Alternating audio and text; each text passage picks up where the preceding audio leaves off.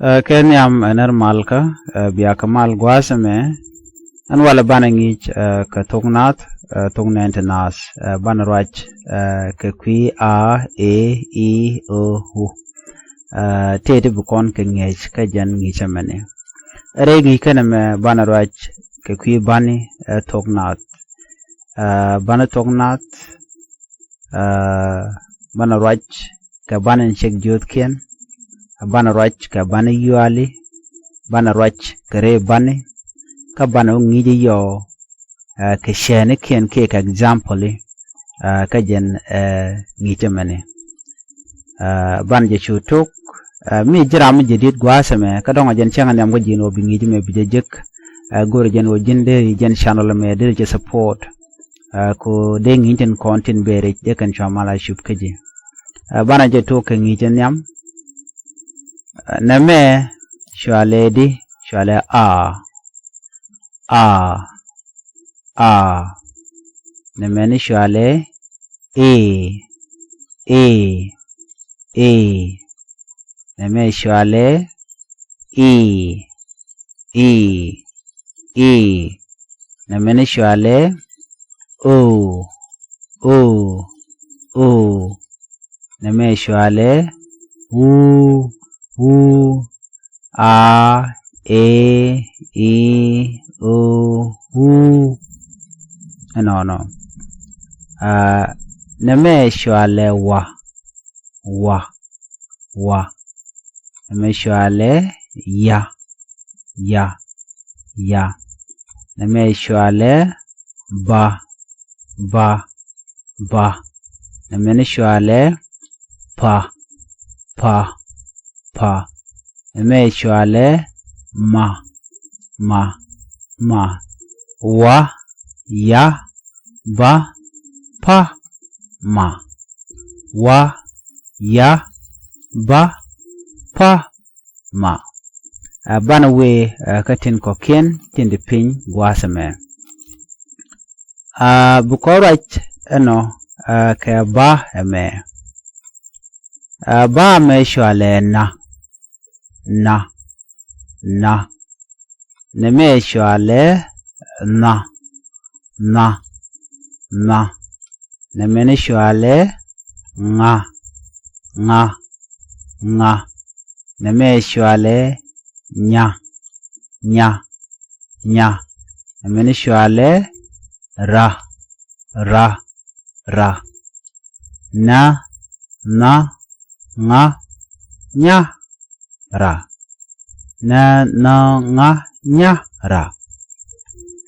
na nga nya ra wane ka ba edo diene me ba eme shwale di shwale da ba me shwale za ba me ni shwale ta ba me shwale sa and ba me shwale la da za ta sa la da za ta sa la ba me shwale ka ba me shwale ga ba me shwale ha ba me ni shwale sha ba me shwale ja ka ga ha sha ja ka ga ha sha ja ba me shwale e ba me shwale ha ba me shwale o ba me shwale u e ha o u he ha o u tipai kon ka kwenti ken dial chwal ka kedi chwal ka keno ken ka bane tongnat kediti di kon kenentine bana we pingwasme bu kon we ka bantin ko kien te lorodin ko dong de kon ka ngach bantu ti de bu kon kenentine ka banatin chek joskien kan ban chek joskien ti chup kan jandang ro banin chek joskien ka jandang ro gwad me bena kon ko da kon pek dien ke de kon pek dien de kon ngach ko kan cha ka dak kan banen radian gatin pai kon ganen te radian te ka bane tungwan kan bana to bana ka kwikel kan ban ti rai kon kwidian tema la toke ne ke riet kala kana good ke riet ba la ka to ke riet kala kana good ke riet ana shal ka ke bane tin chek jut ken no atinen kon pingwa seme kan bantin content bana roitin tin shal kenu bane tin chek jut ken ken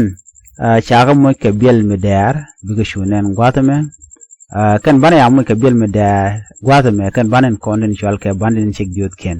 biti sharati biga pel no bana roitin wale kan banen chek jut ken ke jandang ro chirmen chalariya ana bana ka kwen kel kan bantin kon shal kon ka bantin chek jut ken wa shalo wa ban chek jode wa ya ban chek jode shale ya me shale ba me shale pa me shale ma me shale na me shale na me shale nga me shale nya me shale ra me ni da me za me ta me ni sa me la me ka me ni ga me ha me sha me ja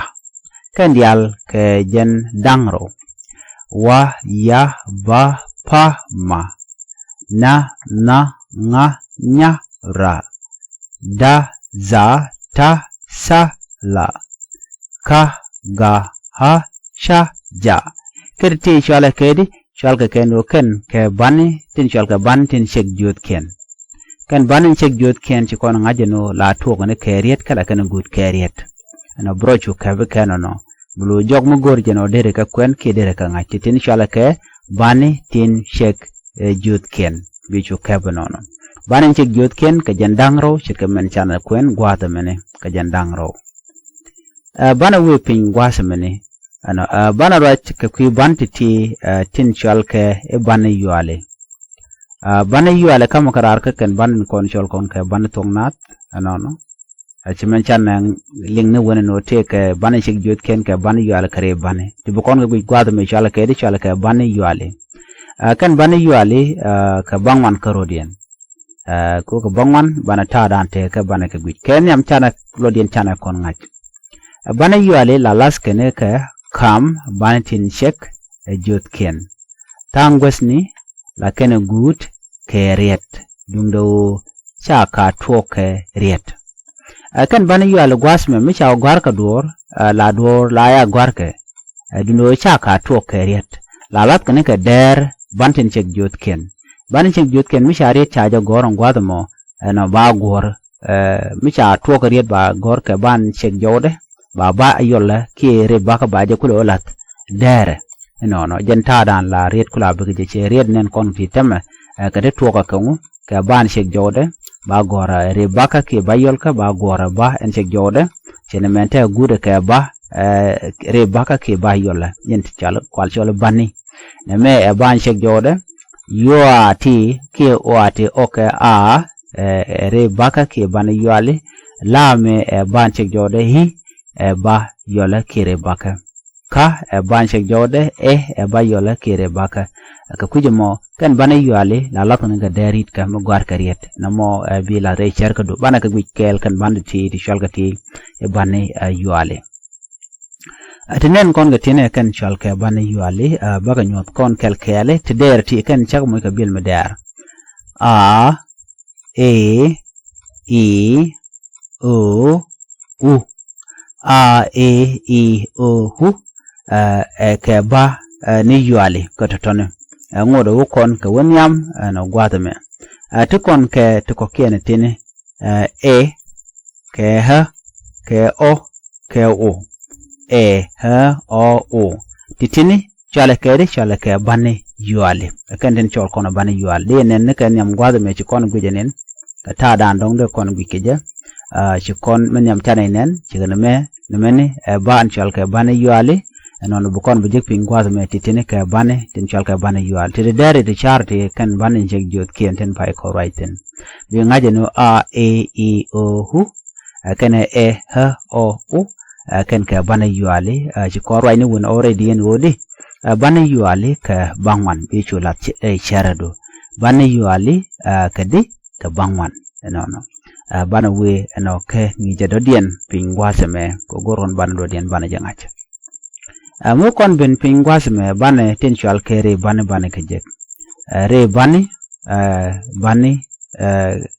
ke badak re bani ke badak rodien no ala re bani ke banden kono shaban joten kanlat re bani tin chik jot ken bani yuali wala man ke ten chagalat guardian karodien alo ke unique no ko ngwan ke riet cha gola da gwakel cha chol ke rep ko rep ni gaten mrep ke ne je malat ne jeten okay ko rep ni jeten chala do titi ke re bane ken ka badak ke re bane abana ke guje gwa gwatame ka do budan ende ko na ngake je chirmana na go konde ko lo ende ko na ngake titi ne kenten kon shal ke re bane ne me ha shala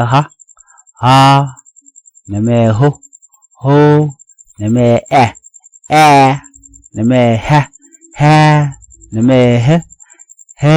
neme ha neme ho neme hi ha hu he ho hi no titi chala keri chalga ken o ken kare bane re bane ka ken dangdi chikola do ka ken dang badak kel raw diok wan diej bakel baro badak re bane kedi re bane ka badak ano bichu kep korodo kel no cha gor no re bane ka badak no biga chu guch no titi ka re bane we ka gijado dien gwasame cha re bane cha kamat no ken bane yuale cha lat gwaskel ko bran bukule tika ngeng murong no ko mo kan kamat gwaskel shit dekten shi de ngach so ko kujamone chare bane no kene bane yual chalat gwaskel ko bukul te understanding mo gwa mudong de ko chuploidu bane ke chugu kel gwasamene ka do dande kon gukija chana je to gwasame ne me shale ne me shale ha kan wi de tom ka kan tara ke shale ha cha wi de cha je tom ha chapi ni chaja kek jendek dien ha eneme o kan wi de kan tom ga kan pine kan kek chale o neme o cha tom ne wi de kan pinde kek chale o neme ho cha kek ni pinde o ho no mredia neme chale ki kan wi de kan tom ka kan pinde kek neme chale cha wi de kek bino kan tara kan kek ke cha wi de cha ja tom chale neme ne